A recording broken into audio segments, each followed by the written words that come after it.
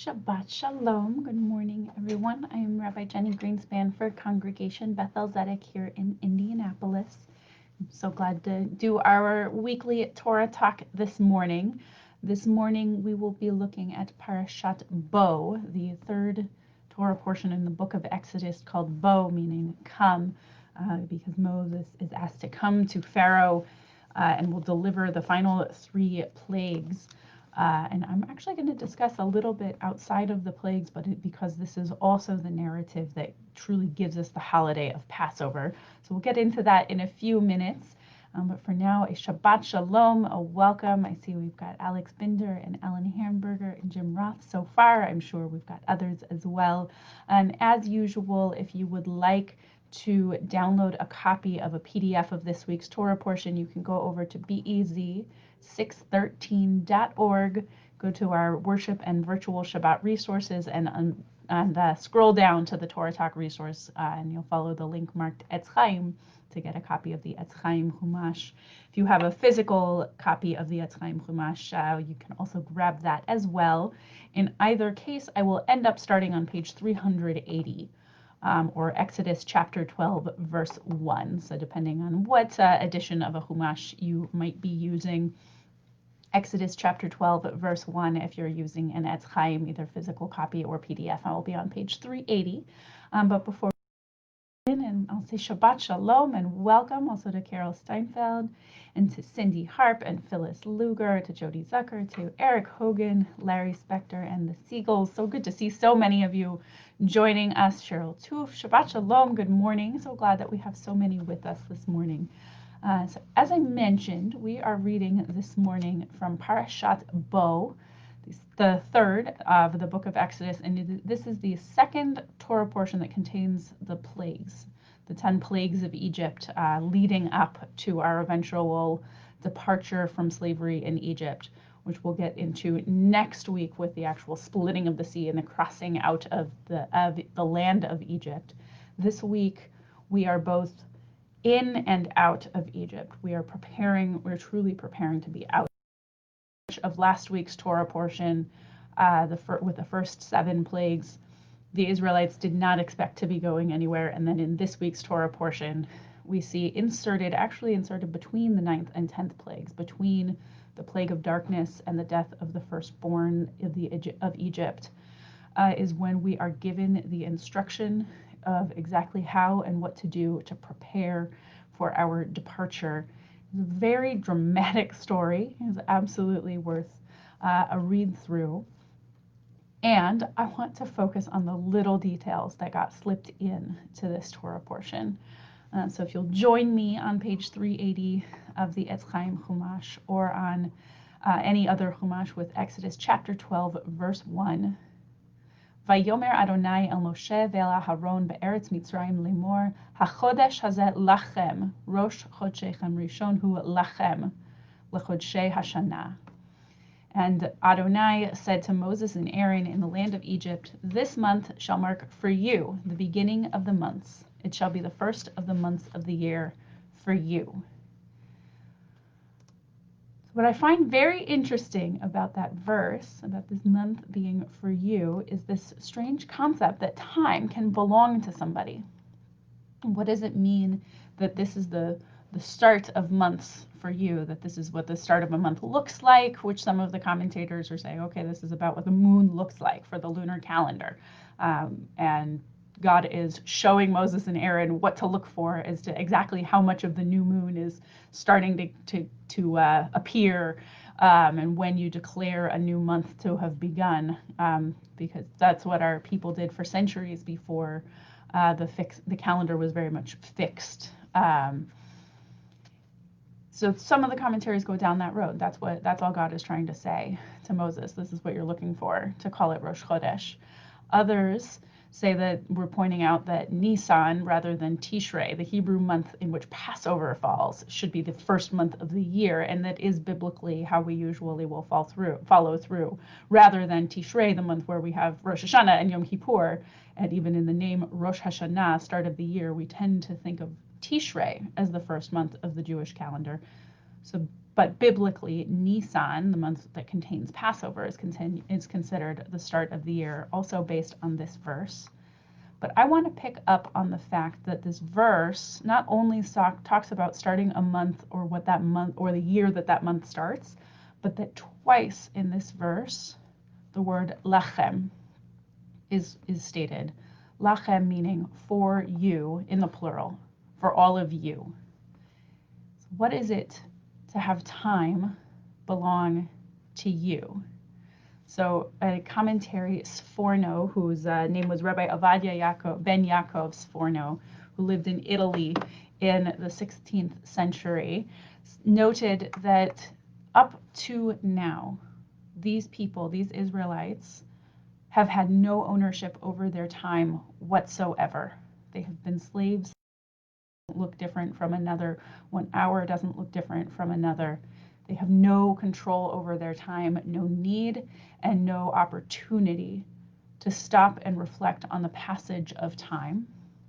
And Sforno says, from now on, these months will be yours to do with as you like. As you are leaving Egypt and heading toward freedom, you will now have ownership and control over your own time. So this is a gift of Rosh Chodesh, of saying that you're going to be able to notice the passage of time and to mark time and make the room to watch the moon and see what time has passed and make the opportunity to pause and reflect. Ora Chaim, or Rabbi Chaim ben Moshe, who lived in the 17th century, I didn't catch from where, I apologize, stressed that the word lachem for you means that this month in particular will be special. That this is going to be a special month. Rosh Chodesh or Rosh Hashanah can still be Rosh Hashanah. It can still have the grandeur of the start of the Hebrew year, but that the month of Nisan with Passover is a special month, one that asks for particular reflection.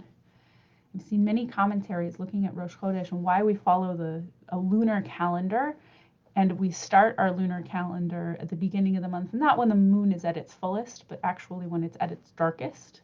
And this again is this is the plague right after the plague of darkness. We start at the new moon. We start when the moon is all but invisible. And then as we start to see a crack of color, we just see a sliver of light from the moon. That's when we declare Rosh Chodesh, a new month. And it's interesting that in Judaism we keep that. We've held on to that. There is a celebration of a new month every month. Some communities will sing Hallel. We will do it when our Rosh Chodesh falls on Shabbat. We celebrate a new month every single month in a way that we're not really used to in a secular world. We tend not to. January 1st maybe as New Year's Day, but February 1st won't be a particular celebration. March 1st won't be a particular celebration. But Rosh Chodesh is always a celebration as we enter into something new. And I think, therefore, we're getting an invitation to reflect as time passes.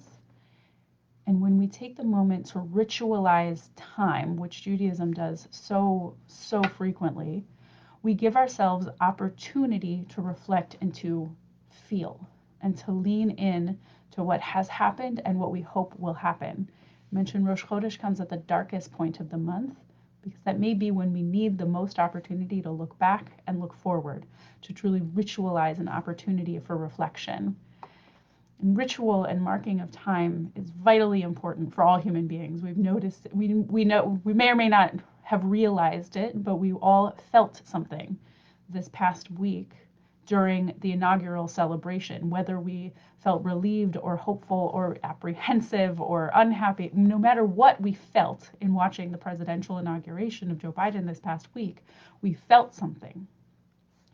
Because as an American community, we created a ceremony, a pause, an opportunity to memorialize and to reflect and to look forward and back on what the moment means. We didn't simply say until noon, Donald Trump was president, and beginning at noon, Joe Biden was president, and make nothing of it. So God here is saying that Rosh Chodesh does the same thing for us. Each month, every single month, each of us has the opportunity to say, something is changing. something is new, and as free people, we have the opportunity to create that space to reflect and to feel. So later on in our Torah portion, if we'll scroll to the after that 10th plague, go ahead and scroll to chapter 13, verse 8, or flip pages, which will be, I'm looking forward to. Chapter 13, verse 8 appears in our book, in our Etz Chaim on page 392. And in the Hebrew, "Vehigadeta levincha bayom hahu lemor, ba'avur ze asa Adonai li b'tzeti mimitzrayim." And you will say, you will explain, you shall say it, teach it to your children on that, to your child on that day, saying, the English skipped over an extra word of saying, it was because of what Adonai did for me when I went free from Egypt.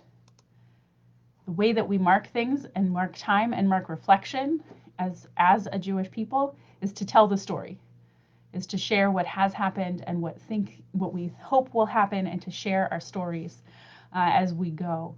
And Sefer HaChinuch, an unknown author, but what we know of it was that it was a father's letter to his son. It was an ethical will, as it were, of what this father hoped for his son in the 13th century Spain.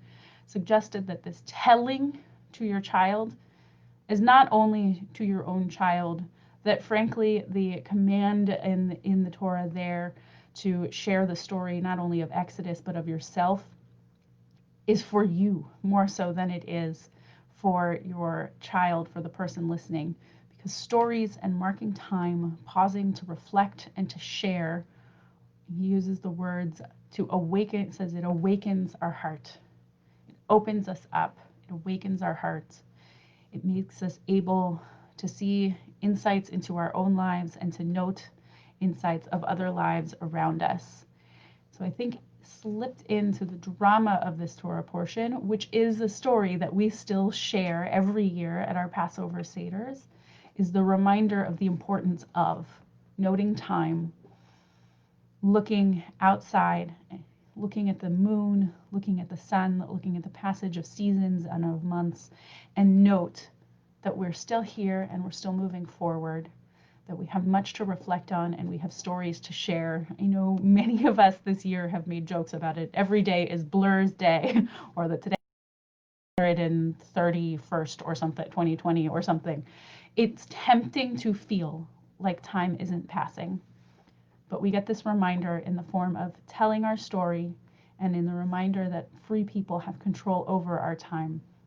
And get the reminder to pause and reflect and to see what has changed, how we have grown, and what we can do to keep growing.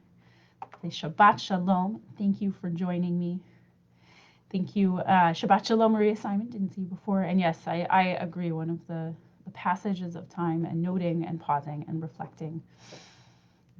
It is so much a part of what we do as Jews, and I think we get the reminder to do it right here in this week's Torah portion. So say Shabbat Shalom. Thank you for joining me, and I hope that an opportunity to pause and reflect and tell your story, even if you do that just by writing it down for yourself. Take a moment to think about what is the story that you have been living this month, this year, this lifetime, and however far and backwards and forward you'd like to reflect. Shabbat Shalom, and thank you so much for joining me.